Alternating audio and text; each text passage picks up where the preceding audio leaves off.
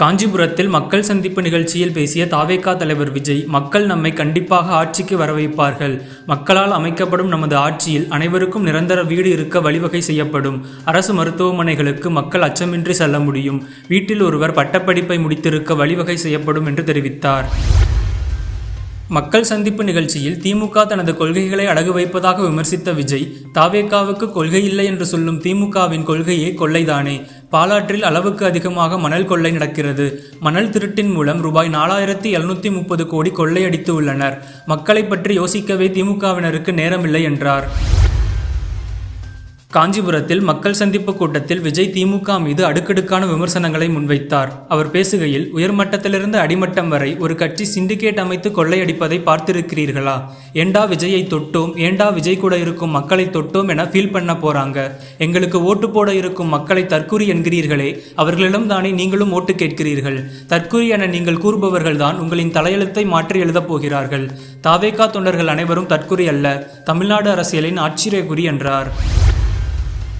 தாவேகா தலைவர் விஜய் திமுக மீது முன்வைத்த அடுக்கடுக்கான விமர்சனங்களுக்கு திமுக செய்தி தொடர்பாளர் TKS இளங்கோவன் பதிலளிக்கையில், விஜய்க்கு அண்ணாவை பற்றி தெரியாது. அண்ணா முதலமைச்சராக வேண்டும் என கட்சி ஆரம்பிக்கவில்லை.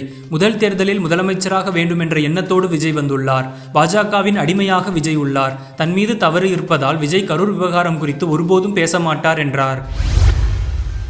அதிமுக செயற்குழு மற்றும் பொதுக்குழு கூட்டம் அடுத்த மாதம் 10ஆம் தேதி சென்னை வானகரம் ஸ்ரீவாரு வெங்கடாச்சலபதி மண்டபத்தில் நடக்க உள்ளதாக அக்கட்சியின் பொதுச் செயலாளர் எடப்பாடி பழனிசாமி அறிவித்துள்ளார். உத்தரகாண்டில் உள்ள ஒரு பள்ளி அருகே மொத்தம் 20 கிலோவுக்கும் அதிகமான எடையுள்ள 161 ஜெலட்டின் குச்சிகள் கண்டெடுக்கப்பட்ட சம்பவம் பரபரப்பை ஏற்படுத்தியுள்ளது.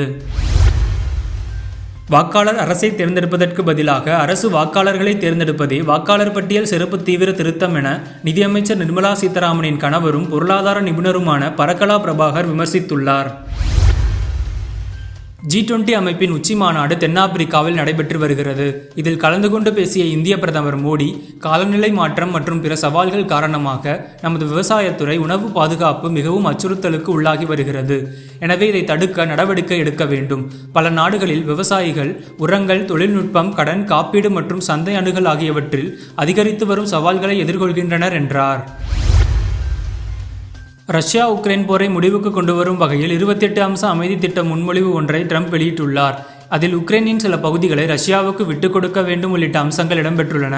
ட்ரம்பின் இந்த அமைதி திட்டம் ரஷ்யாவுக்கு சாதகமாக இருப்பதாக உக்ரைன் கருதுகிறது. இதனால் இத்திட்டத்தினை உக்ரைன் அதிபர் ஜெலன்ஸ்கி மறுத்து வருகிறார். இந்தியாவுக்கு எதிரான 2வது டெஸ்ட் போட்டியில் முத்துசாமி சதமடிக்க யான்சன் 93 ரன்னில் வெளியேற தென்னாப்பிரிக்கா முதல் இன்னிங்ஸில் 489 ரன்கள் குவித்து ஆல் அவுட் ஆனது.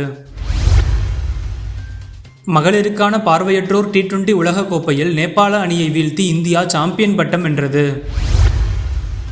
சென்னையில் நடைபெற இருக்கும் ஆண்களுக்கான ஜூனியர் உலகக்கோப்பை போட்டிகளை இலவசமாக பார்க்கலாம் என ஹாக்கி இந்தியா தெரிவித்துள்ளது.